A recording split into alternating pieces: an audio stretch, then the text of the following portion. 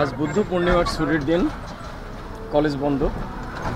আমি নীরজ এবং মঞ্জু ভাই তিনজন মিলে আমরা গতকালকে সন্ধ্যায় হাঁটতে গিয়ে প্রোগ্রাম করলাম যে আজকে আমরা নাচল বেড়াতে যাব। ইলা মিত্রের স্মৃতিসৌধ এবং তার তৎসংলগ্ন তার বাড়ি বা অন্য কোনো জিনিস যেগুলো আছে সেগুলো পরিদর্শন করব।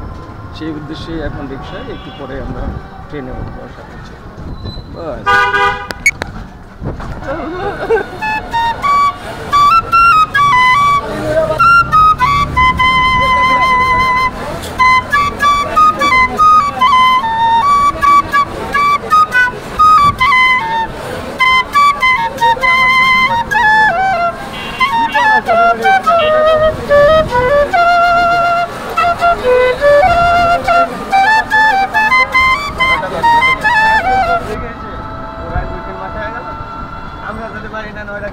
টিকিটে 9:10 লেখা আছে। আবার তাহলে ট্রেন ফ্রি করেছে। আমি আজকে কিবার বুধবার টিকিটে 9:10।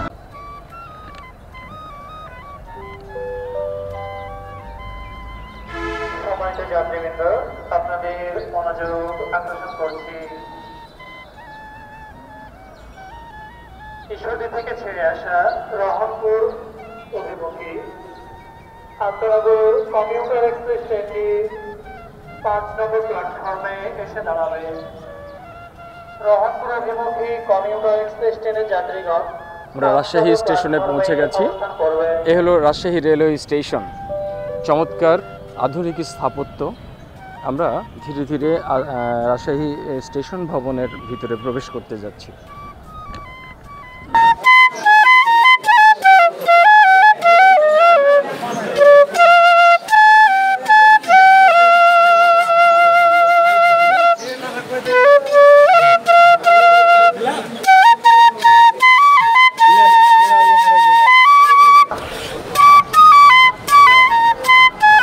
রাজশাহী স্টেশন ভবনের ভিতরের চত্বর। চমৎকার রূপ, ট্রান্সপারেন্ট শিট যা দিয়ে বাইরের আলো এখানে প্রবেশ করে। এছাড়াও বসার জায়গা থেকে শুরু করে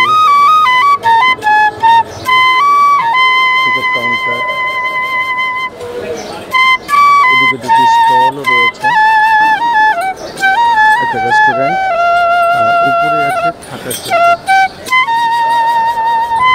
আমরা আস্তে আস্তে প্ল্যাটফর্মে যাই। ঘোষণা হয়ে গেছে, আর কিছুক্ষণের মধ্যেই সম্ভবত ট্রেনটি চলে আসবে। তারপরে ট্রেন ধরে আমরা আমাদের গন্তব্যের দিকে আস্তে আস্তে এগোতে থাকবো। এই হলো রাজশাহী স্টেশনের প্ল্যাটফর্ম চত্বর। এখানে কিছু বসার রয়েছে। 1, 2, 3, 4 এবং 5, 5টি প্ল্যাটফর্ম রয়েছে। এছাড়াও আরও একটি প্ল্যাটফর্ম বিহীন একটি রেল ব্যবস্থা আছে। যদি শুধু প্ল্যাটফর্ম বিহীন বলা ঠিক হবে না, এখানে প্ল্যাটফর্ম রয়েছে এবং ছোটো আমরা যে ট্রেনে যাবো কমিউটার ঈশ্বরদী থেকে কমিউটার ট্রেনের যাত্রী সবাই বসে আছে এখানে।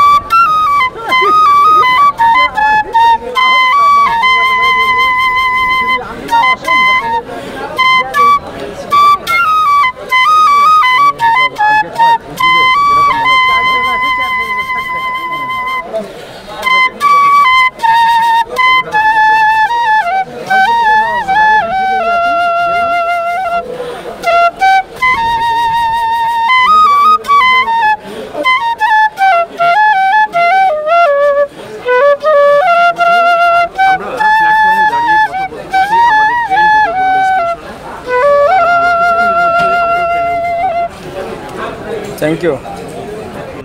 রুমে ঢুকবে সেটার জন্য এই ফাঁকে একটু বলে রাখি, এই ট্রেনটি একটি কমিউটার ট্রেন যেটি ঈশ্বরদী থেকে ছেড়ে আসে এবং যাবে চাঁপাইনবাবগঞ্জ পর্যন্ত। এই ট্রেনটি সকাল ঠিক 9টার মধ্যে এখানে পৌঁছে যায় এবং 9:10-এ ছেড়ে যায়। এখান থেকে আমরা যে পর্যন্ত নাচল ভাড়ার টিকিট করেছি সেটির ভাড়া 50 টাকা।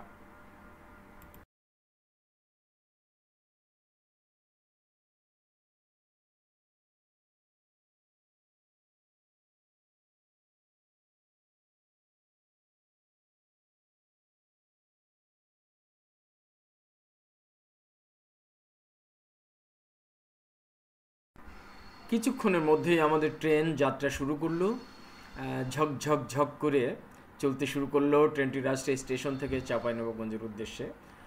খুব সাধারণ একটি ব্যাপার, আমরা এই আশপাশে যারা থাকি তারা সবাই ট্রেনে যাতায়াত করি অলমোস্ট।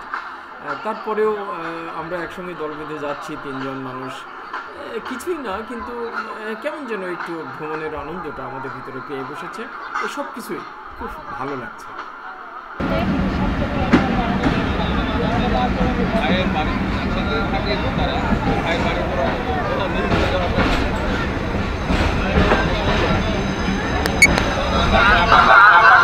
আমরা নাচল স্টেশনে পৌঁছার পরে বৃষ্টি অব্যাহত ছিল, তাই কিছুক্ষণ স্টেশনে বসে চা সিঙ্গাড়া ইত্যাদি খেয়ে সময়টা কাটালাম। তারপরে স্টেশনের পাশে একটি মাঠে খেলাও চলছিল, দামাল কিশোররা ফুটবল খেলছিল, সেটিও উপভোগ করলাম। তারপরে আমরা একটা অটো রিজার্ভ করলাম 150 টাকা দিয়ে। সেই অটোটা নিয়ে আমরা 3 জন ছুটলাম সেই ইলামিত্রের মিউজিয়াম তথা তার স্মৃতি জাদুঘর দেখার উদ্দেশ্যে। আমরা এই অটোটা নিয়েই এখন এই মেঠো পথ ধরে যেতে থাকবো সেই স্থানে। আমরা যেখানে যাচ্ছি, হ্যাঁ, এই জায়গাটার নাম কি? ওটার নাম আপনার রায়তলা, রায়তারা। রায়তারা সিঙ্গার না কি বললো যে? রায়তারা ওটা বলে। আচ্ছা, এখান থেকে কত কিলোমিটার এটা?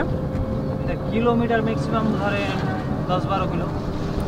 এত হবে? হ্যাঁ, আপনি যাবেন তাহলে বুঝতে পারবেন। আপনার ভাড়া কি বেশি চাইছে? 10 কিলোর উপরে হবে কিংবা 10 কিলো। আচ্ছা আচ্ছা, আপনি যাইলে বুঝতে পারবেন যে না ঠিকই তো ভাড়া তো 10 কিলো। তুমি জায়গা বুঝছো তো কোনটার কথা বলছি? আমি যে জাদুঘর যেটা করেছে যে ওর বাড়ি ইলামিত্রের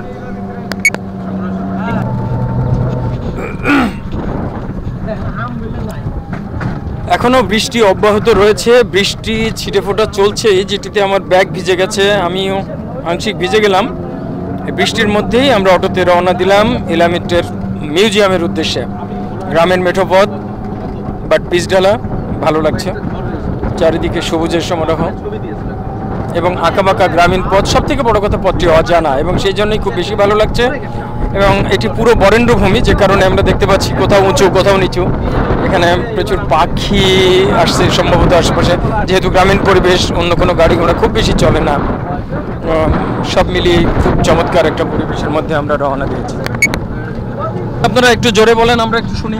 আমের আনা আর মাছের পাই, কে কত খায়। আচ্ছা, বলুন, আরো বলুন, বলতেই থাকুন, বলতেই থাকুন। এখন অটো যোগে সুদীর্ঘ 8-10 কিলো পথ পাড়ি দিয়ে, সুদীর্ঘ 8-10 কিলোমিটার, এই রাস্তাতে 10 কিলো অনেক রাইট। হ্যাঁ, আমাদের গন্তব্যের কাছাকাছি আমরা পৌঁছে যাচ্ছি গুটি গুটি পায়ে। না, গুটি গুটি পায় না, গুটি গুটি চাকা, গুটি গুটি চাকায়। হ্যাঁ হ্যাঁ হ্যাঁ, ইনশাআল্লাহ আমরা সময় মতো গুটি গুটি চাকায়। এবং আমরা আমাদের উদ্দেশ্য সাধন করে দুপুরে নাচলের বিখ্যাত হোটেলে ভাত খেয়ে সাধনও করবেন? হ্যাঁ, উনি সাধনও করবেন। আমরা মাটির বাড়ি এই এলাকায় দেখতে পাচ্ছি। আমরা জানি যেটি বরেন্দ্রভূমি এবং সাঁওতাল অধ্যুষিত এলাকা ছিল একসময়, বা আছে আশেপাশে। সেই ক্ষেত্রে মাটির বাড়ির অনেক প্রচলন এই এলাকায় আছে, যা বাংলাদেশ থেকে প্রায় বিলুপ্ত হয়ে যাচ্ছে। নওগাঁ, জয়পুরহাট, আমাদের এই রাজশাহী, বরেন্দ্রভূমি সব এলাকাতেই এখনও কিছু কিছু মাটির বাড়ি চালু আছে।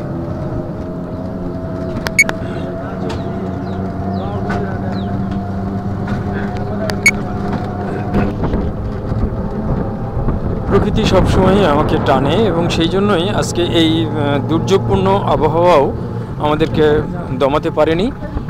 এই আবহাওয়ার মধ্যেও আমরা ছুটে চলেছি নতুনের উদ্দেশ্যে, অজানার উদ্দেশ্যে, গ্রামের আঁকা বাঁকা পথ দিয়ে।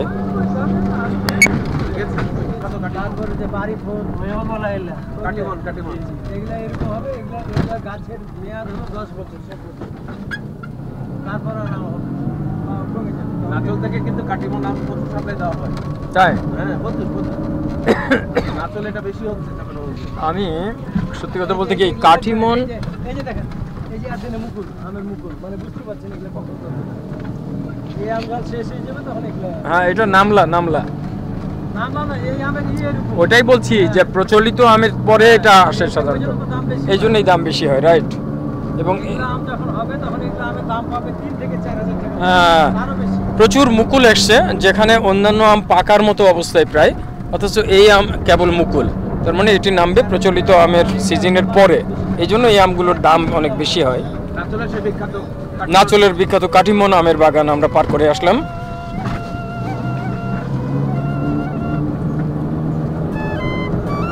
আরেকটা বাগান দেখছি আমরা। ঠিক বলেছেন প্রফেসর নওরুজুর রহমান। সামনে ডানে বামে দুদিকেই আরও অনেক বড় বড় বাগান দেখছি, এবং মজার ব্যাপার যেটা, আমাদের ভোলাহাট চাঁপাইনবাবগঞ্জে যে বিশাল বিশাল গাছের আমের বাগান থাকে, এগুলো কিন্তু সেরকম না। পেয়ারা বাগানের মতো ছোট ছোট গাছের বাগান, কিন্তু প্রচুর সুস্বাদু আম এখান থেকে উৎপন্ন হয়। এই যে আমাদের ডান পাশেও অনেক বাগান দেখতে পাচ্ছি।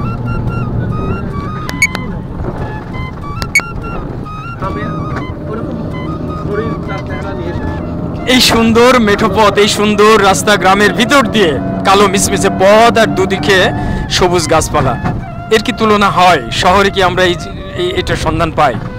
নির্জন নিরিবিলি সুন্দর জায়গা, মানুষ নেই, অতিরিক্ত গাড়ি ঘোড়া নেই, ধুলো নাই, বালি নাই, ধোঁয়া নাই, চমৎকার একটি পরিবেশ, অক্সিজেনে ভরপুর গোটা এলাকা।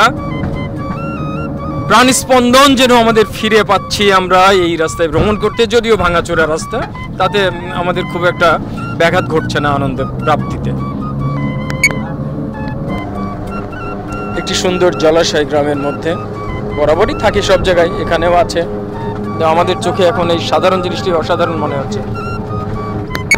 স্যার,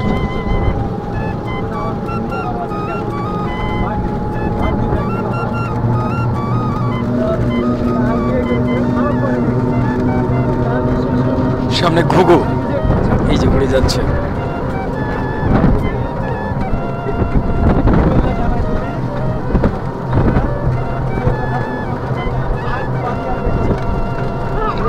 আশেপাশে খুব একটা বাড়ি আমাদের চোখে পড়ছে না, শুধু ফসল আর ফসল। ঠিক মনে হচ্ছে আদিম এলাকা অথবা বন্য কোনো এলাকা, যেখান দিয়ে মানুষ চলাচল খুব কম করে, এমন একটি সুন্দর জায়গা। সামনে একটি আম বাগান, প্রচুর পরিমাণে আমকে সংরক্ষণের জন্য প্যাকেটজাত করা হয়েছে গাছে থাকতেই, যাতে পোকা না ধরে। এই বাগানটাতেও আমরা দেখতে পাচ্ছি একই ব্যাপার। এদিকে ছোট ছোট এই যে আমের বাগান, সেগুলোর ম্যাক্সিমামই প্যাকেট দিয়ে বন্দি করা হয়েছে আমগুলোকে, যাতে বাইরের পোকামাকড় এগুলোকে আক্রমণ না করে, আমগুলো ভালো থাকে এবং আমের রংটাও যেন ঠিক থাকে।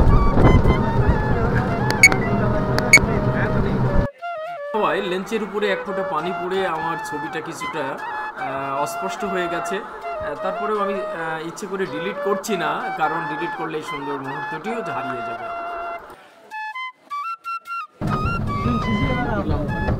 পিচঢালের রাস্তা শেষ করে আমরা যে রাস্তায় পৌঁছেছি, এই রাস্তাটি হলো হেরিংবন। মাঠের মধ্যে দিয়ে একটু আমাদের গতি স্লো হয়ে গেছে। হ্যাঁ, ডান পাশে আবার একটি আমের বাগান, আর বাম পাশে ধান কাটা হয়ে গেছে। এবং বরেন্দ্রভূমির সেই যে নিচু থেকে উঁচু এবং উঁচু থেকে নিচু, সেই ঢালু এবং উঁচু, এই যে মোটা মোটা আল দিয়ে বানানো যে অবস্থা, এই ধরনের ভূমির দেখা আমরা পাচ্ছি এই এলাকায়। গাছে 3টি বাসা পাখির, এবং পাখিরা রীতিমতো বাসায় বসে আছে, শালিক।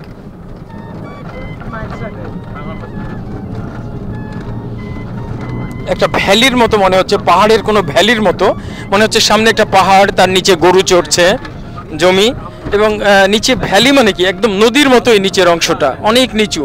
তারপরে আবার ধীরে ধীরে উঁচু হতে হতে অনেকটা উঁচু হয়ে গেছে এই জায়গাগুলো।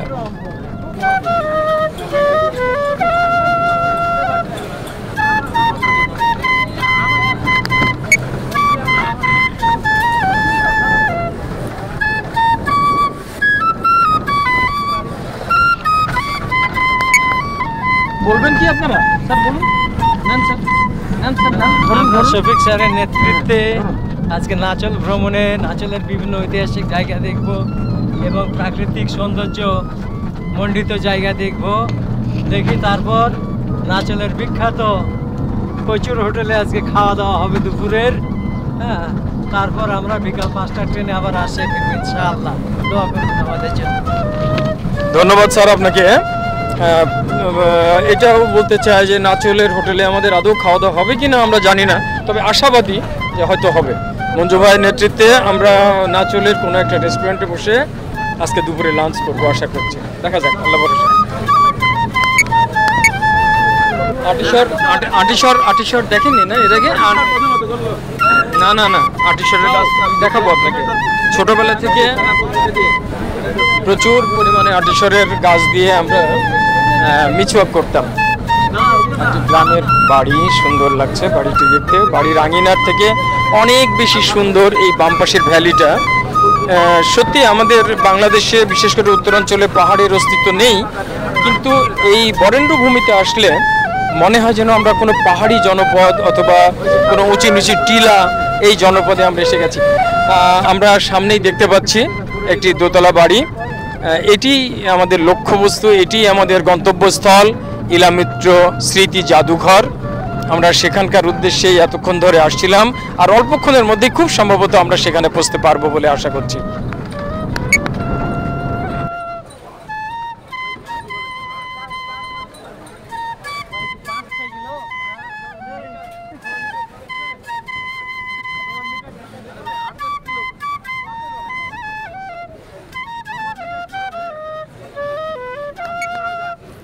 আমরা পৌঁছে গেছি আমাদের গন্তব্যে।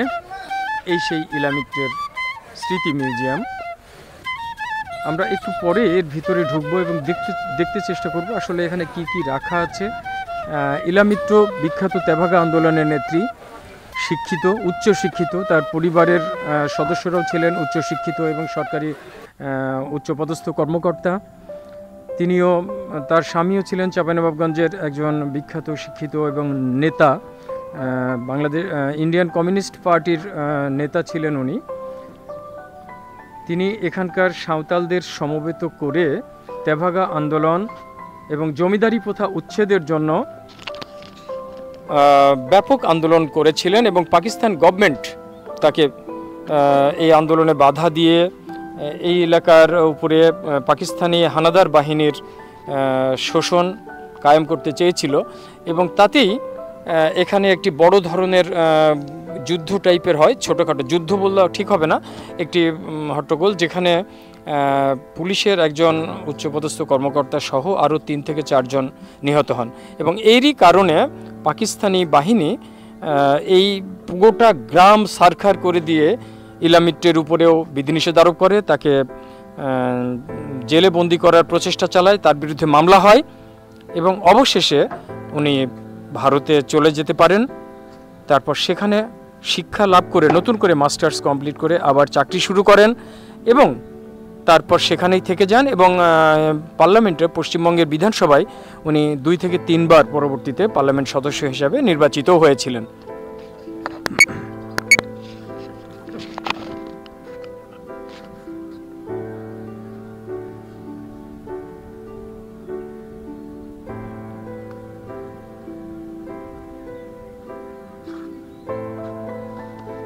খুব সুন্দর একটি পরিবেশ, যদিও মাঠের মধ্যে সারি সারি তাল গাছ, কিছু বুনো গাছপালা সহ ফসলের ক্ষেত, প্রচুর পরিমাণে ধান, আম, পেয়ারা, বিভিন্ন বাগান। সব থেকে বেশি ভালো লাগছে এই বরেন্দ্র ভূমিকে, যা দেখলে প্রাণ জুড়িয়ে যায়। এই সৌন্দর্য দেখার পরে আর কিছু দেখার অবশিষ্ট থাকে না আসলে গ্রামীণ জীবনের। অনেক দূরে মনে হচ্ছে একটি পাহাড়, কিন্তু আসলে সেটি পাহাড় নয়, উঁচু ভূমি। এবং এই বরেন্দ্র ভূমির বৈশিষ্ট্যই হলো এই কোথাও উঁচু এবং কোথাও নিচু। এই উঁচু ভূমি এবং নিচু ভূমির সমন্বয়ে ভ্যালির সৃষ্টি করেছে, যা দেখতে মনে হয় নদী পাড় বা নদী বয়ে গেছে এই পাশ দিয়ে। আমরা এই সামনেই দেখতে পাচ্ছি সেই রকম একটি অঞ্চল। এবং যদিও এই ক্যামেরায় জুম করা সম্ভব নয়, তবুও আমার মনে হয় দেখতে অসুবিধা হবে না এবং বুঝতে অসুবিধা হবে না যে অ্যাকচুয়ালি এই জায়গাটি কেমন বা এর বৈশিষ্ট্যটি কেমন।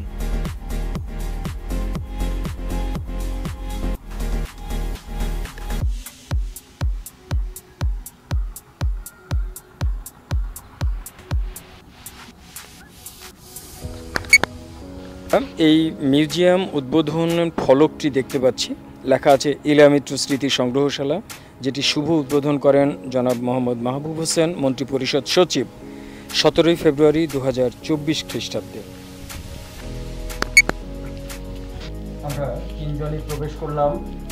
আমরা তিনজনই প্রবেশ করলাম ইলা মিত্রের এই মিউজিয়ামের ভিতরে। আমরা এখানে নানান রকম ছবি বিভিন্ন জায়গায়, পাশে আরেকটি রুম আছে, সেখানেও আমরা যাব।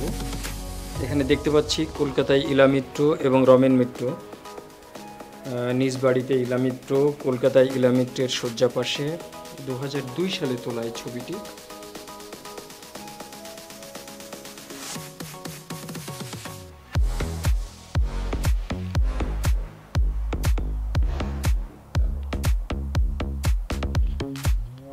খুব উল্লেখযোগ্য একটি ছবি, কলকাতায় সোভিয়েত মহাশূন্যচারী ইউরি গ্যাগারিনের সঙ্গে ইলা মিত্র।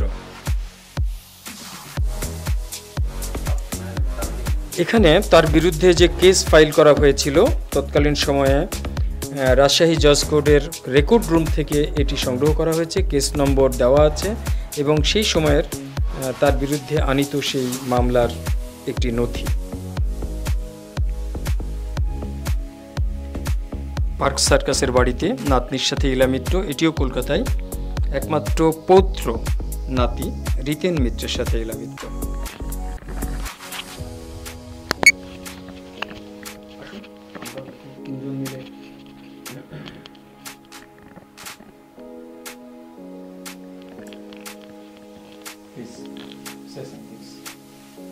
আমরা খুবই আনন্দিত এবং এই যে ঐতিহাসিক দেভাগা আন্দোলনের নেতৃত্বদানকারী ইলা মিত্র, তার সংগ্রহশালা নাচলে আমরা এসেছি এবং আমরা দেখে খুব এনজয় করছি আর কি, খুব ভালো লাগছে।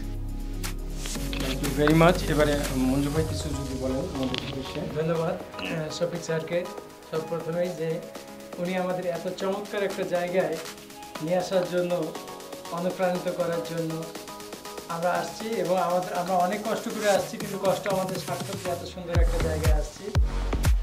আশা করি আপনারা যারা আজকে এই দেখছেন তারাও আগামীতে আসবেন এবং ঐতিহাসিক একটা ইতিহাস সম্বলিত একজন ঐতিহাসিক ব্যক্তিত্বের যে সংগ্রহশালা এবং তার স্মৃতি মণ্ডিত বিভিন্ন যে সংগ্রহশালা সেগুলো দেখবেন এবং এখান থেকে কিছু ধারণা লাগবে। ধন্যবাদ সবাইকে।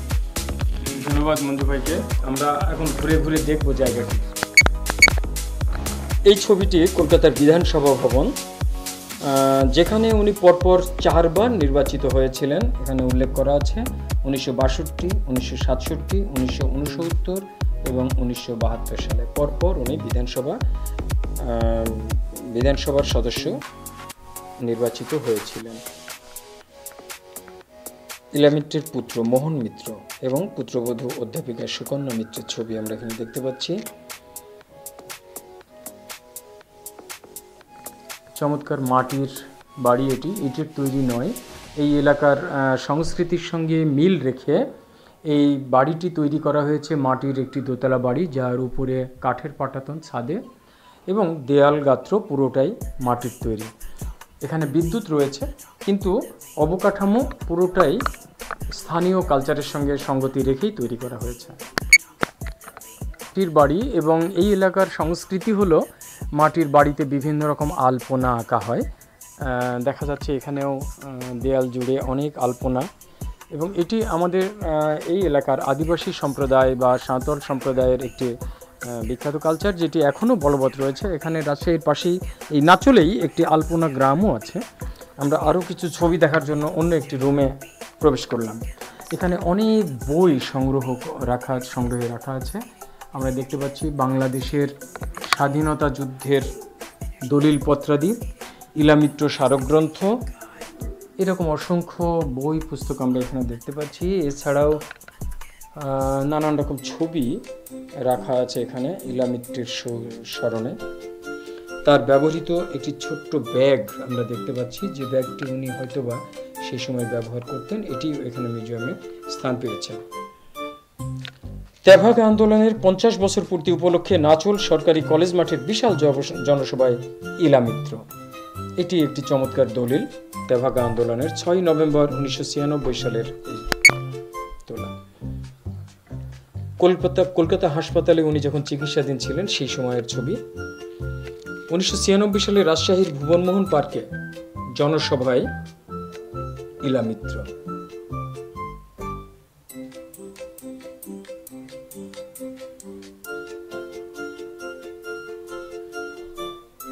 ইলা মিত্রের স্বামী এবং ইলা মিত্র যখন তাদের বিয়ে হয়, রমেন মিত্রের সঙ্গে ওনার এখানে রাখা সেই ছবিটি আমরা দেখতে পাচ্ছি। ইলা মিত্রের একটি পোর্ট্রেট। 18 অক্টোবর 1925 সালে তার জন্ম এবং মৃত্যু 13 অক্টোবর 2002 সালে। এই মহান নেত্রী, যিনি তার ঘর সংসার ছেড়ে ইন্ডিয়ান কমিউনিস্ট পার্টির সদস্য হিসাবে এবং এই এলাকার মানুষের অধিকার, বিশেষ করে সাধারণ কৃষক এবং যারা খেটে খাওয়া মানুষ, তাদের অধিকার আন্দোলনের জন্য এই এলাকায় এসেছিলেন এবং জনগণের সঙ্গে সামিল হয়ে তাদের মধ্যে মিশে গিয়ে তাদেরই একজন হয়ে এই তেভাগা আন্দোলনের নেতৃত্ব দান করেছিলেন। নিজের সংসারের সুখ শান্তি বিসর্জন দিয়ে উনি মানুষের অধিকার প্রতিষ্ঠার জন্যই এখানে এসেছিলেন। আমি যেতে একটু মুখে পিছিয়ে উঠলাম, কাঠের সিঁড়ি দিয়ে এখন ধীরে ধীরে আমি উপরে উঠে যাচ্ছি। উপরেও একটি রুম আছে, যে রুমে আমরা দেখতে পাবো তার কিছু স্মৃতি বা সংগ্রহ। কাঠের সিঁড়ি দিয়ে উঠে আসলাম। ইলা মিত্র স্মৃতি সংগ্রহশালা ফলকটি আমরা দেখতে পাচ্ছি, নাচল, চাঁপাইনবাবগঞ্জ।